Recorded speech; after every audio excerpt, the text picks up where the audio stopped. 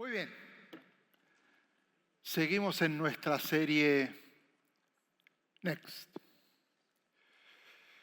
La semana pasada empezamos con el pastor Alex a estudiar, ¿se acuerdan? Acerca de Nehemías. Alguien que tenía una profesión definida como la tuya y como la mía. Lo que haces, él también tenía algo que lo hacía desde siempre y según lo que nos enseñó Alex y hablamos la semana pasada, su función era copero del rey, el título oficial dentro de su trabajo. En otras palabras, una combinación de guardaespaldas, asistente personal y consejero del rey. Y no solo era la persona que más confiaba al rey Artajerjes después de la esposa, sino que el título de copero derivaba porque a él le tocaba, y también lo explicó Alex, el probar lo que bebía y comía el rey, porque en aquella época una forma de matar a los reyes era a través de envenenamiento. Así que el rey necesitaba a alguien de mucha confianza para que pruebe todo y le diría, puede comerlo o tomarlo. De repente, ese día no fue como todos los demás, porque Nehemías recibe una noticia. Las murallas de Jerusalén están destruidas y las puertas han sido consumidas por el fuego. Estoy haciendo un resumen ya para continuar.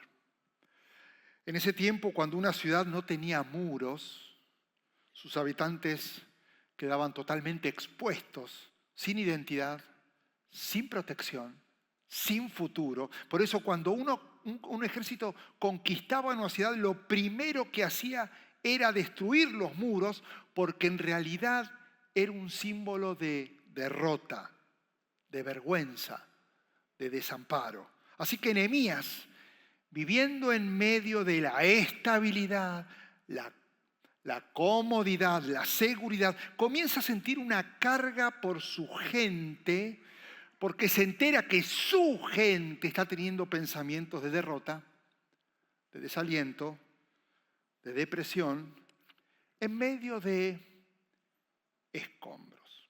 Ahora, este es el punto de unión entre lo que estamos estudiando y el punto donde se conecta con nosotros hoy. Porque esa es la misma carga que Dios quiere poner en nuestro corazón, la carga por el perdido, que también, al igual que en aquel tiempo los judíos en Jerusalén viven derrotados, desalentados y deprimidos. Hoy no hay muros caídos, pero hay vidas caídas. Hay matrimonios en ruinas, jóvenes sin dirección, familias sin esperanza, gente exitosa por fuera, pero llena de escombros por dentro. Y el peligro más grande que puede llegar a vivir la iglesia no es la oposición, sino que el peligro para nosotros es acostumbrarnos a escuchar esas noticias y que no nos duela. Claro, Nehemías es extraño porque si hablamos un poco de Nehemías, él no vivía en Jerusalén y jamás había ido a Jerusalén, pero sus antepasados eran de Jerusalén. Nehemías no estaba entre los escombros, al contrario, él estaba cómodo en el palacio donde él servía al rey Artajerjes en Susa. Pero su corazón había comenzado a sentir una carga, lo vimos la semana pasada, y esa carga generaba un dolor por lo que el pueblo estaba pasando. Nosotros no vivimos en la oscuridad, nosotros no caminamos entre las sombras, sino que al contrario, la luz de Jesús brilla en nuestras vidas. La pregunta es, ¿dónde está tu corazón? La carga por el perdido es lo que transforma a un creyente común en un instrumento en las manos de Dios. Lo que llama la atención de Nehemías es la carga por algo que sabía que estaba pasando pero desconocía.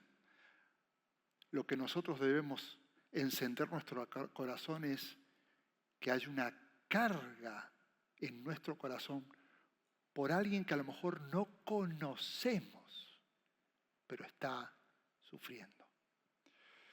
Esto es lo que pasó con Nehemías, porque él pasó a ser un instrumento. Esto es lo que pasaba a menudo con Jesús. Por eso decía que al ver las multitudes, él sentía compasión. Y justamente la palabra compasión significa que algo me mueve por dentro. Algo es fuerte, es intenso, que ya no puedo mirar a otro lado y no puedo seguir viviendo igual. Algo me quema. Ahora nada es igual. Nehemías podría haber dicho, qué pena lo que está pasando en Jerusalén. Es más, si yo hubiera sido Nehemías, confieso, no sé si me muevo del palacio. Le hubiera pedido al rey Artajerjes que envíe dinero o que envíe gente y decirles, qué pena, me duele, les estoy mandando gente y les estoy mandando una ofrenda para que compren ladrillos y reconstruyan. Pero cuando Dios pone una carga en el corazón, pasa algo. Y ya no se puede vivir viviendo solo para uno, sino que lo que soy ahora está en función del otro. Y yo comienzo a entender que esto es lo que Dios está haciendo en este tiempo con Next. Porque no se trata de recursos. Next es una excusa para que Dios vuelva a encender en nuestro corazón una carga y una pasión por los que están sufriendo, por los que están desamparados y siguen deprimidos en medio de escombros espirituales. Así que es mucho más que una iniciativa. Es pensar en todo lo que va a generar esa iniciativa. Ahora, esto fue introducción.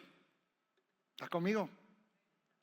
Porque ahora tenemos que comenzar el capítulo 2. Esto fue un breve resumen para conectarte con Nehemías. Reconectarte. Y vemos que en el capítulo 2, versículo 1, dice, un día, quiero que prestes atención. Ahora hay palabras que necesito que prestes atención y que trates de memorizarla porque más adelante voy a volver y vamos a empezar a relacionar porque es maravilloso la inspiración de Dios y cómo Nehemías escribió esto y lo que va a enseñarlos a través de su palabra. Un día, en el mes de Nisan del año 20 del reinado de Artajerjes, al ofrecerle vino al rey como todos los días, Nehemías, como él nunca me había visto triste, el rey a Nehemías, el rey le pregunta, ¿por qué estás triste? No me parece que estés enfermo, así que debe haber algo que esté causando dolor. Y quiero que prestes atención a esta frase, porque ahora la voy a explicar. Está hablando Nehemías del mismo. Yo sentí mucho miedo. Yo sentí mucho miedo. Ahora, déjame desglosar esto porque es extraordinario.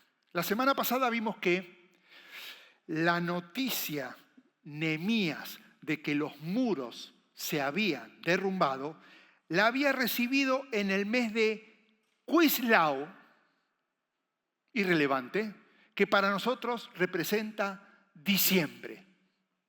Ahora estamos en el mes de Nisan, que para nosotros hoy sería marzo. Esto quiere decir que su cara de tristeza es una expresión de 4 meses estar llorando por el dolor de su gente. No es que se enteró y al otro dice, ¿qué te pasa? No, fueron 4 meses de llorar, de gemir, de clamar, de orar, de sufrir, porque se estaba enterando qué es lo que estaba, pero él estaba callado. Pero evidentemente su cara empieza a reflejar lo que está sintiendo.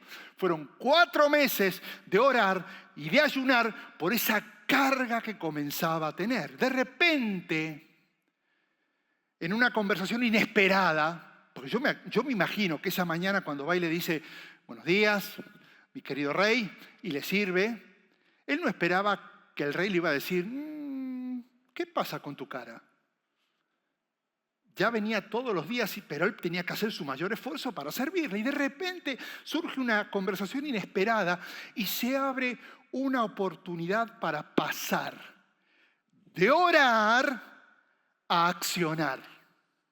Hasta ahora fueron 4 meses de él de silencio, oración, llorar, clamar, pero no decir nada. Y de repente la puertita la abre el rey y esta es la oportunidad para pasar de no hacer nada, solo orar, ahora a accionar además de orar. Y quiero detenerme en un instante porque te acordás que lo que había dicho Nehemías. Yo sentí mucho miedo. Esto es muy importante porque no se refiere a una inseguridad o falta de valentía por parte de Nehemías. Este miedo por parte de él era lógico porque en las cortes persas, de la cual Artajerjes era rey, como los reyes siempre debían vivir protegidos de la infelicidad de la gente, todo aquel que no era feliz no podía estar cerca de la gente.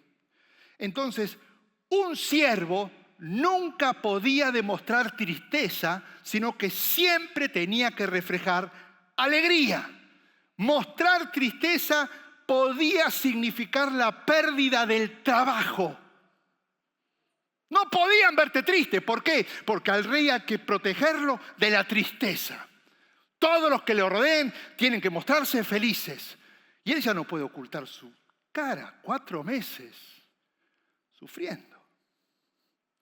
Por eso, una vez que él dice que él tuvo miedo, claro, porque ahora se está mostrando como está triste y eso es un problema frente al rey. Y lo interesante es que después de decir que él tenía miedo, responde, yo me imagino en mi película de Hollywood propia, que él responde con un intento falso de rostro, de satisfacción y de intentar una sonrisa que le costaba, pero no le salía. Por eso después de decir, tengo miedo, él dice, ¡que viva su majestad para siempre! No tiene nada que ver. Yo sentí miedo y respondió, ¡que viva su majestad! ¿Por qué? Tiene que sacar algo para distraer, porque está en bronca. Puede perder su trabajo porque está ahora cerca del rey mostrando tristeza. Y como se da cuenta que no puede ocultar lo que siente, abre su corazón. ¡Qué momento! Necesito que entienda, por eso te lo estoy contando, para que entiendas que esto es mucho más que simplemente decirle lo que está pasando. Él sirve a un rey y hay reglas, hay protocolos. No puede romper esos protocolos. Entonces, en el momento que dice, ya está, listo. No puedo aguantar más, no puedo ocultar más lo que estoy sintiendo. Le dice en el versículo 3, ¿cómo no he de estar triste? Yo me imagino, acá abrió todo y dijo, bueno, que sea lo que Dios quiera. ¿Cómo no he de estar triste si la ciudad donde están los sepulcros de mis antepasados, él nunca había ido, pero sabía que sus antepasados eran allí, se hallan en ruinas, con sus puertas consumidas por el fuego? Le dijo, estoy triste por eso. Así que Artajerjes, que amaba a Nehemías, que era su hombre de confianza, le responde, ¿y qué querés que haga? Bueno, eso sonó argentino. ¿Y qué quieres que haga? No. Y esa pregunta hecha por un rey de Persia tiene un peso, porque el rey de Persia en esa época era considerado el rey del mundo. Entonces, que un rey diga, ok, ¿qué querés que haga? Uf. Así que Nehemías, me encanta porque en el versículo 4 dice, antes de decir nada, dice, así que oré al Dios del cielo. Ahora, esta es una oración express. Esto no tiene nada que ver con los 4 meses de oración. Está hablando frente a Nehemías y él dice, oré al Dios del cielo. En realidad no tenía tiempo de nada.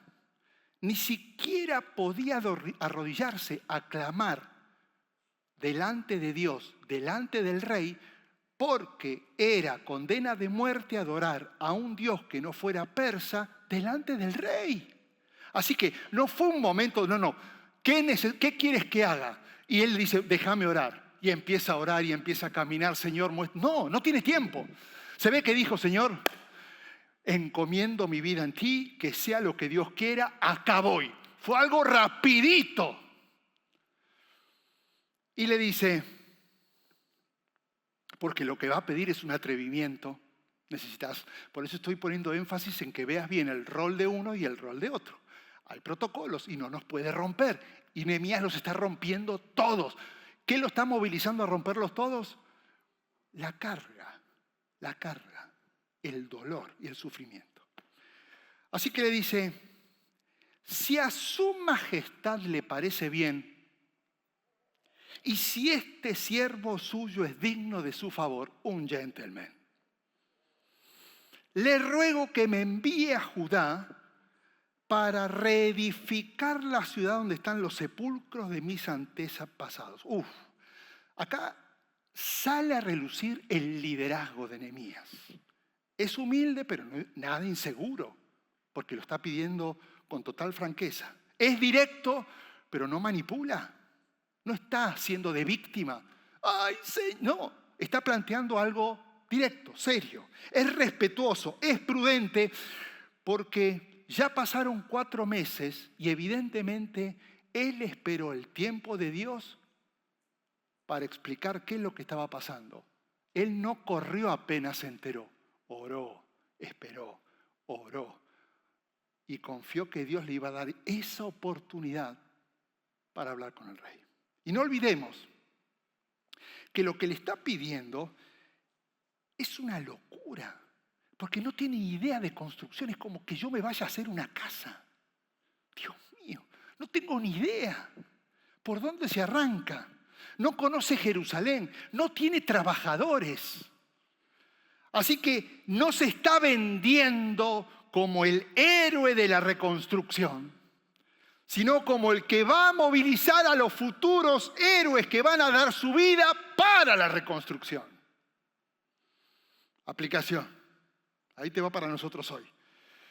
Cuando Dios ponga una carga, hay que caminar con humildad, prudencia y mucha fe, porque yo doy el paso y Dios pone el piso. Necesitas digerirlo. No vayas a pensar que caminar en fe es esperar que Él ponga el piso para dar el paso. Entonces, ¿dónde está la fe ahí? Si ya tengo todo cocinado. Él no tiene nada. Él tiene todo por perder. Lo único que tiene es una carga. Y está decidiendo dar un paso. No tiene dinero, no tiene trabajadores, no conoce a nadie. Nunca fue, no tiene idea de lo que va a hacer. Pero él dijo, hay una carga, voy a dar el paso, confiando de que Dios iba a edificar el piso. Así que el rey, de una manera, y esta pregunta a mí me volvió loco. Yo necesito que pare ese reloj, porque esta historia me fascina. Y hoy me voy largo, chiste, va. Aunque es verdad. Ok, ahí va. Están conmigo, ¿no? Es fascinante esto. Así que el rey, de una manera inesperada, le pregunta, no es una pregunta que uno esperaría que le hiciera el rey, ¿no? Bueno, déjamelo pensar, ok, tengo que ver, ¿y quién te va a reemplazar? Y no sé, y qué vamos, a ver, podría haber puesto miles de excusas a Artajerjes, sin embargo, él le dice, ¿y cuánto va a durar tu viaje? ¿Y cuándo pensás regresar? Me preguntó el rey, que tenía a la reina sentada a su lado. Que esté la reina sentado al lado del rey no garantiza que era su esposa. No creen que sea su esposa, sino que eran su madrastra, la reina Esther. Y es interesante que el rey le pregunte cuánto va a durar su viaje, porque eso quiere decir que no lo quiere perder como siervo. ¿Cuánto va a durar? ¿Cuánto te vas a ir? Porque quiero que vengas. Porque quiero saber cuánto vas a estar afuera para ver cómo le hago hasta que vuelvas. Entonces él está diciendo, ¿cuándo vas a regresar? Ahora, ¿sabes por qué esto? Otra aplicación. Porque cuando sos responsable y diligente en el lugar donde Dios te pone, tu ausencia siempre se va a notar. Así que Artajerjes ya lo está extrañando y todavía no se fue. Yo me imagino en la cama este hombre diciendo, se va a ir, me va a dejar, acordate, era la esposa y era él. ¿Y quién me va a probar la comida ahora? ¿Y en quién voy a hablar? Era la mano derecha. Por eso Nehemías le responde, y es una forma interesante porque la forma que le responde, porque ¿cuánto tiempo? Porque no le pone plazo, y él le dice, en cuanto propuse un plazo, el rey aceptó enviarme. Momento, ¿cuál es el plazo? No lo sabemos. Por lo menos no lo dijo en ese momento. Evidentemente quedó entre ellos y en la Biblia dijo, esto no lo voy a escribir para que sigan leyendo. Pero evidentemente le propuso un plazo. Me voy y regreso en esta fecha. Ahora,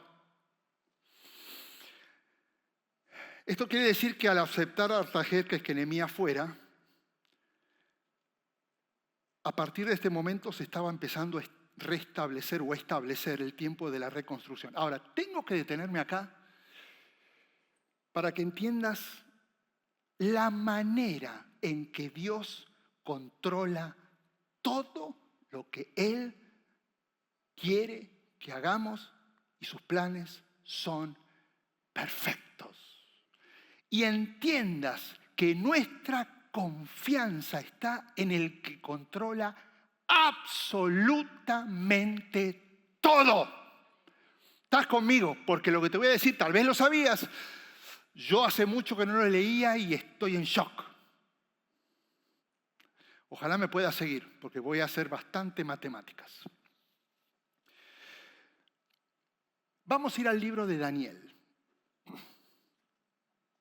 para ver la profecía que marca el tiempo entre la reconstrucción de Jerusalén y el Mesías entrando en Jerusalén. El ángel Gabriel está hablando con Daniel y le dice lo siguiente. Entiende bien lo siguiente, Gabriel a Daniel.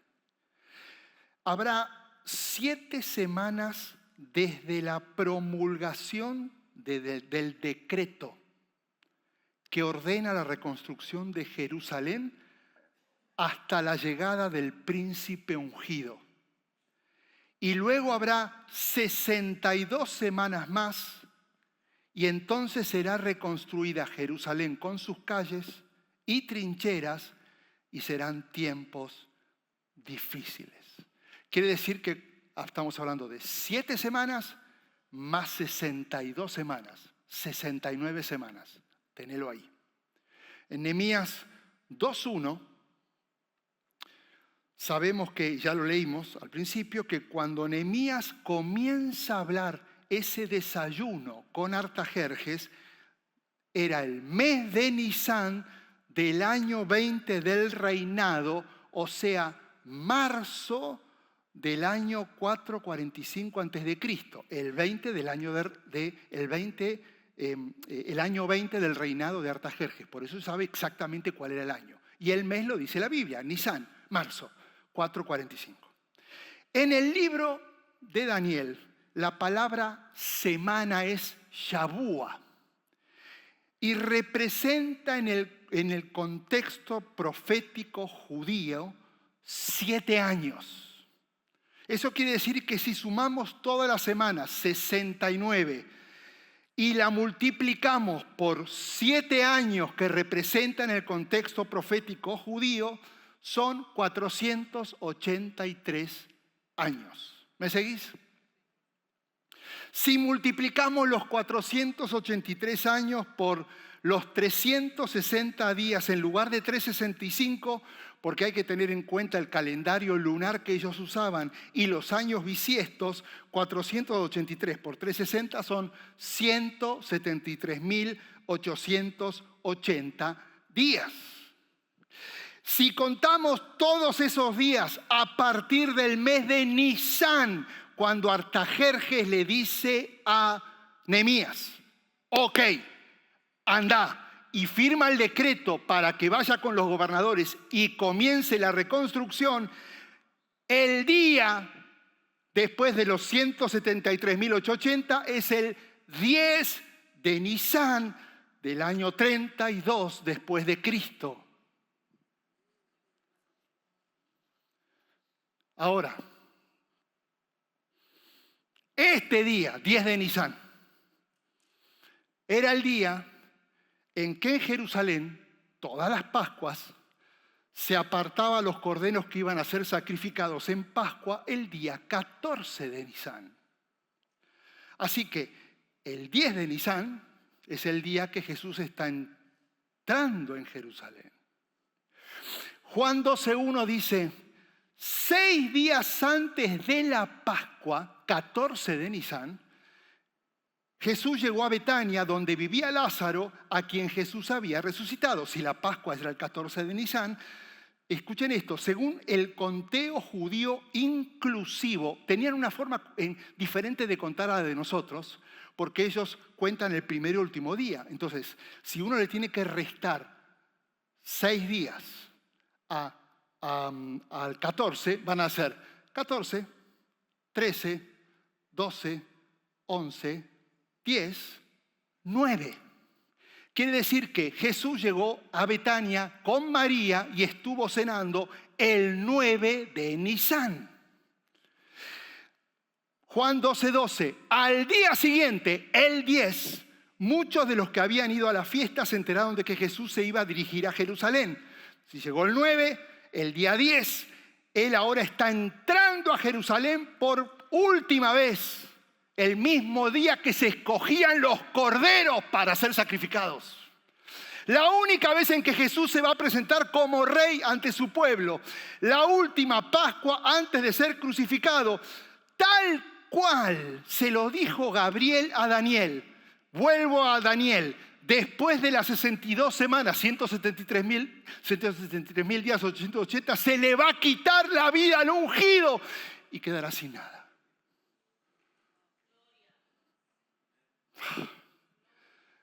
A ese Dios servimos.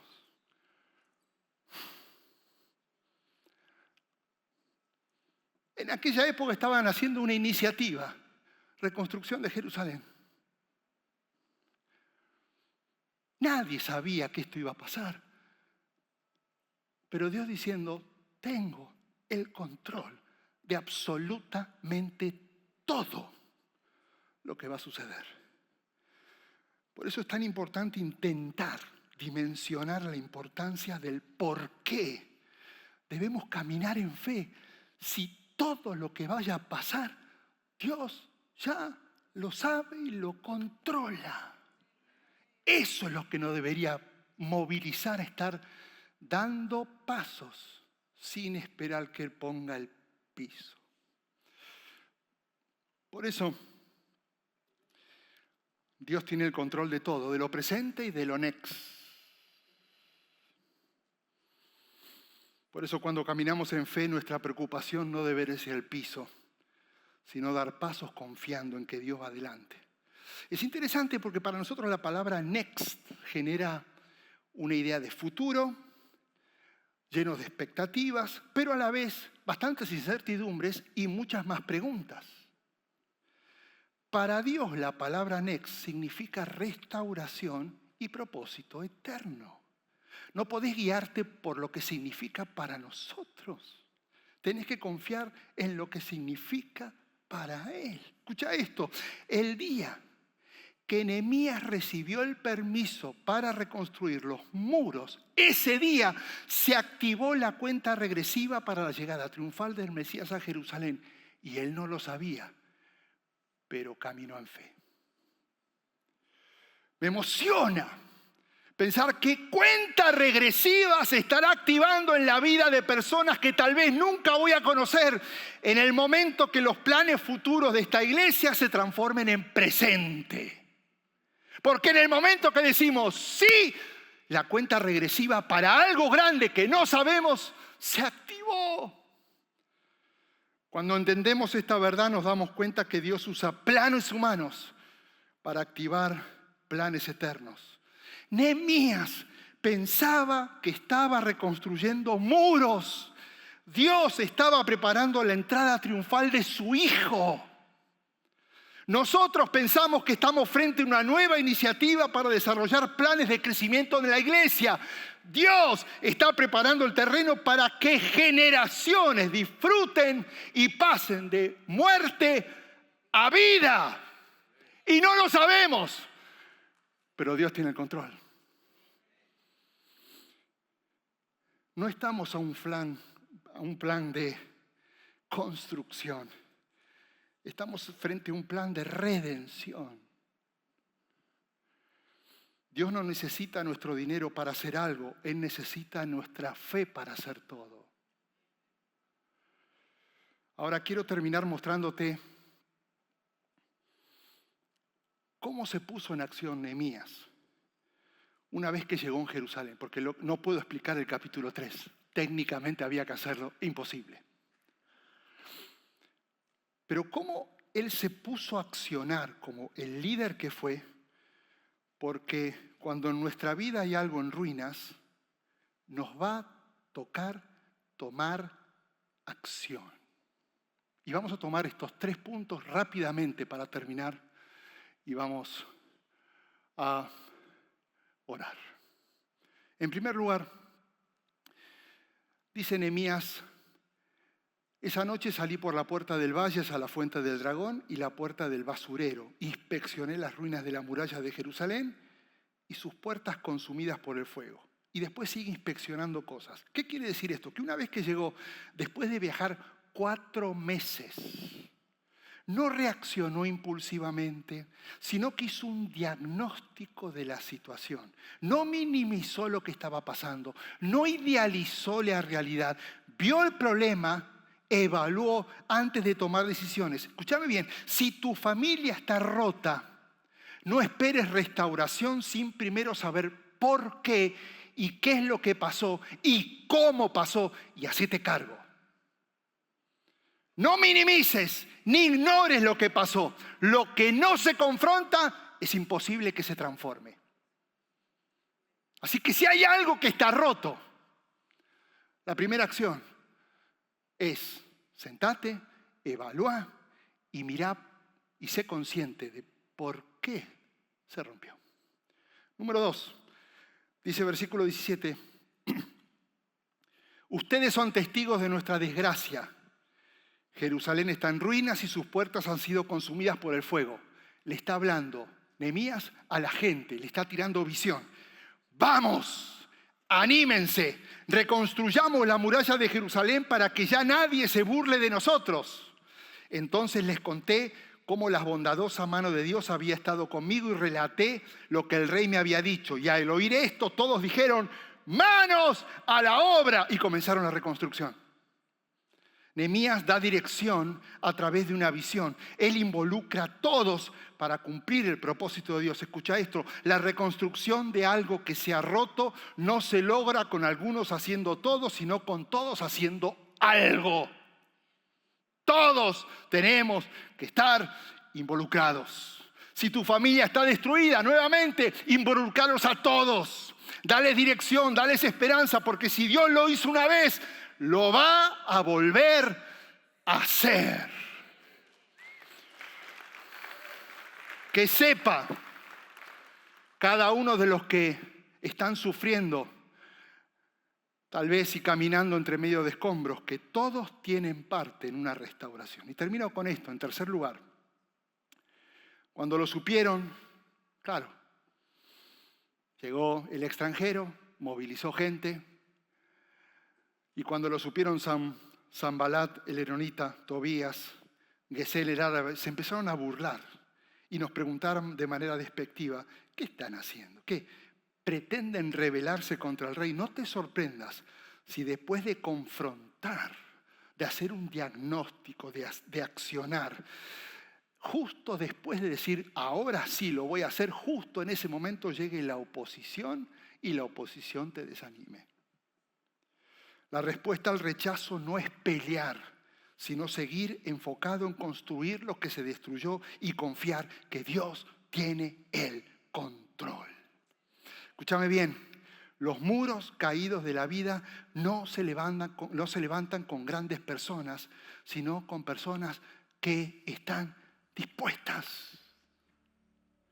Dios no busca a los más talentosos, los más exitosos, los más influyentes. Dios busca a los que dicen, estoy dispuesto. ¿Dispuesto a qué? A ser parte de la reconstrucción de vidas que están sin Cristo, sin esperanza, sin propósito, sin familia espiritual.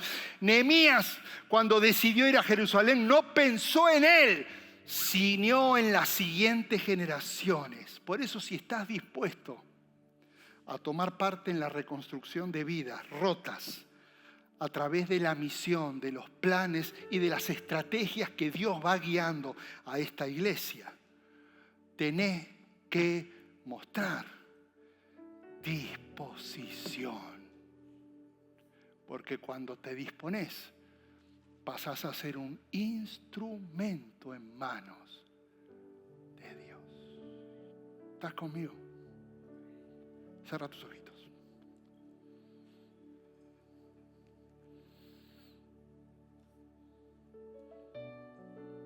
¿Te das cuenta cuánto más profundo que una iniciativa es tu corazón frente a la iniciativa? La iniciativa es una excusa. Empezá a dimensionar las consecuencias de lo que va a suceder en los próximos 10, 20, 30, 40 años. No lo vas a ver. Nehemías nunca supo que 483 años después de lo que él estaba haciendo, se iba a cumplir esta palabra. Nosotros no sabemos qué va a pasar en los próximos 400 años. Por eso Dios lo que quiere no es que tengamos respuestas, sino que seamos obedientes y estemos dispuestos y confiemos a dar pasos para que Él muestre el piso. Gracias por participar del servicio a través del internet. Esperamos que la experiencia de hoy haya alentado y desafiado su mente y corazón. En Champion Forest nos apasiona ayudar a las personas a conocer a Dios, a crecer en su relación con Él y con los demás, mientras todos, como cristianos, hacemos una diferencia en el mundo. Nos encantaría tener la oportunidad de hablar y orar con usted. Le invitamos a que ingrese a championforest.org/conectar para que podamos estar en contacto. Y por supuesto, esperamos con ansias el momento de poderles saludar en persona en una de nuestras sedes. Que Dios le bendiga y tenga una semana llena de la presencia del Señor. Nos vemos pronto.